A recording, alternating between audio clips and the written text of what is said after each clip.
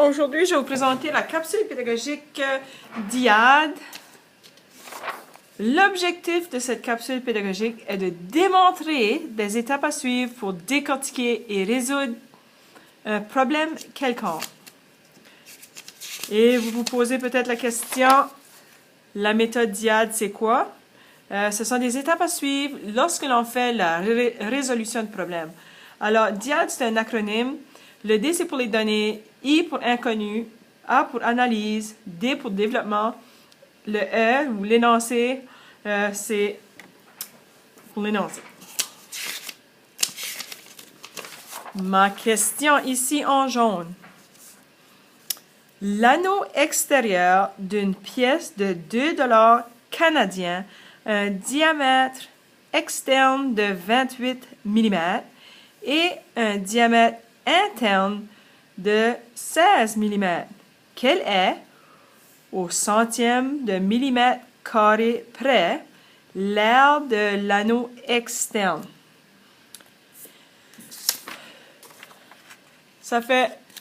Ceci, c'est un gros 2 $ canadien. Et ce qu'on est en train de dire, c'est on a deux cercles. On a un gros cercle ici qui est en argent et à l'intérieur, on a un cercle qui est couleur or.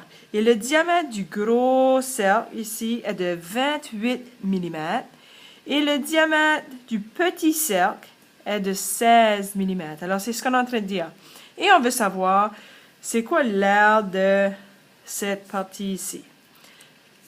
Même si vous ne savez pas comment vous allez faire ça, nous allons continuer à suivre les étapes de la méthode DIAD. Ça va nous aider. Bon, on est ici. Données, c'est l'information que l'on peut retrouver dans la question. Et je l'ai déjà décrit. Le diamètre du gros cercle, celui-là est 28 mm. Ça, c'est l'information qui est, je pense, qui est importante. Diamètre du petit cercle de 16 mm. OK. L'inconnu. La question que l'on doit répondre. Ce que j'ai fait pour m'aider à trouver c'est quoi la question que je dois répondre. Mon problème écrit, je regarde à la fin. Et je vois ici un point d'interrogation. Et souvent, s'il y en a un point d'interrogation, c'est parce qu'il y a une question. Ça fait, quel est, au centième de millimètre carré près, l'aire de l'anneau externe? J'ai enlevé qu'est-ce qu'il y a entre parenthèses ici. Et ça me donne quel est l'aire de l'anneau externe. Ça fait, c'est ça la question que je dois répondre. Quelle stratégie, on est rendu à A dans la DIAD, D-I-A, analyse. Quelle stratégie vais-je utiliser pour trouver la réponse? Moi, j'ai un autre 2 $ canadien ici, il est gros. Ça fait... Vraiment, je vais seulement trouver l'aire de la partie argent. Ça fait, si j'enlève la partie au milieu, ça va me donner, tout ce qui va me rester, c'est l'aire de la partie à l'extérieur. Alors, peut-être si je trouve l'aire du gros cercle, et par la suite, j'enlève l'aire du petit cercle, ce qui va me rester, c'est ce que je dois trouver, c'est l'aire de l'anneau extérieur. OK. Ça fait quelle stratégie vais-je utiliser pour... Ça fait, ce que je vais faire, la partie au milieu, je vais l'enlever. Ça fait, je vais trouver l'aire du cercle, du gros cercle, l'aire du petit cercle, l'aire du gros, l'aire du petit. Je vais les soustraire et ça devrait me donner l'aire de l'anneau. OK, mais on va l'essayer. OK. Là, je suis à la partie de développement. Cette partie ici, c'est là où est-ce que je vais faire mes calculs. Quel calcul? Ça fait pour trouver l'aire du gros cercle. L'aire. Comment est-ce qu'on fait pour trouver l'aire d'un cercle? L'aire égale pi fois le rayon au carré. Bon, je sais que le diamètre est 28. Si j'ai un diamètre de 28, si je fais 28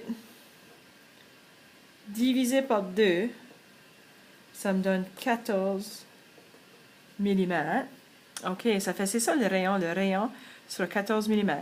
Ça fait, je vais faire mon calcul. L'air égale pi fois 14 au carré. Ici, j'ai pi et mon 14. Ceci, ça représente, je vais juste mettre un petit point, ça représente une multiplication. Faut pas que j'oublie ça. Aussi, si je respecte la priorité des opérations,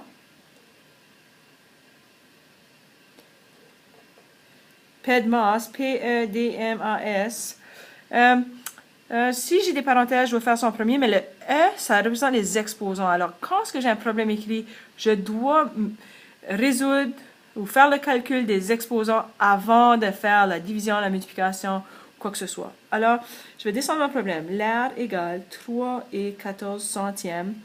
Pour faire ceci, je vais ouvrir une parenthèse. 14 au carré, il ne faut pas oublier, j'ai tendance à peut-être faire 14 fois 2, là, parce qu'il y a un 2 là, puis je vais juste les multiplier ensemble. Mais 14 au carré, c'est vraiment 14 fois 14. Afin de sauver un petit peu de temps, pour m'assurer que j'ai une belle petite vidéo de 10 minutes ou moins, je vais faire des calculs à l'aide de ma calculatrice. Mais si je suis en salle de classe, je suis capable de faire ceci sans calculatrice. Ça fait encore une fois la priorité des opérations. J'ai un calcul à l'intérieur, j'ai des opérations à l'intérieur de la parenthèse. Fait que je vais faire ceci. Je vais faire 14 fois 14 et ça me donne, ceci, ça me donne 196. Je vais le laisser en parenthèse juste parce que je vais pas, c'est pi multiplié avec 196. Je vais garder ma parenthèse et je sais que entre mon chiffre 4 et la parenthèse, ça c'est encore une multiplication. Alors, je vais faire 196 fois 3 et 14 centièmes. Et ça me donne, l'aire de mon gros cercle est de 615 et 44 centièmes de millimètre carré. Parce que chez l'aire, on le met au carré. Et on parle de millimètre. Bon, l'aire du petit cercle. Je vais utiliser la même formule. Mais le diamètre était 16. 16 divisé par 2 égale 8. Alors, ça fait l'air égale pi, je sais que c'est 3 et 14 centièmes. Je vais ouvrir une parenthèse et à l'intérieur de ma parenthèse, je vais avoir 8 au carré. Encore une fois, il ne faut pas oublier, 8 au carré, c'est pas 8 fois 2. 8 au carré, c'est 8 fois 8. OK, 3, 14, l'air égale. Ici, 8 fois 8, c'est 64. Et je vais laisser ça en parenthèse parce que je veux m'assurer que je vais faire une multiplication ici. L'air égale, j'ai 3 et 14. OK, je vais faire le calcul. 3 et 14 centièmes fois 64. Ça va me donner l'air égale 200 et 96 centièmes de millimètre carré. Bon. Pour trouver ma stratégie, là, j'avais l'aire du gros cercle, puis je vais enlever l'aire du petit cercle. Alors, je vais faire 615 et 44 centièmes moins 200 et 96 centièmes. 615 et 44 centièmes. Et je vais enlever 200 et 96 centièmes. Alors, ça me donne 414 et 48 centièmes de millimètre carré. OK. Ça fait pour terminer. J'ai ma partie ici, l'énoncé. J'écris ma réponse en phrase complète. Je m'inspire de l'inconnu. La question que l'on doit, c'était quelle est l'aire de l'anneau externe. Ce que je vais faire, je vais enlever quelle est. Et je vais dire, OK, l'aire, A-I-R-E, de l'anneau externe est de 414 et 48 centièmes de... Et ici, je le vois, il faut que ça soit au centième. Centième, ça c'est, je sais, après ma virgule à droite, c'est des dixièmes. Et après ça, ce sont des centièmes. Alors, je suis au centième, je suis correct. au centième de millimètre. Je sais que mon unité de mesure, ce sont des millimètres.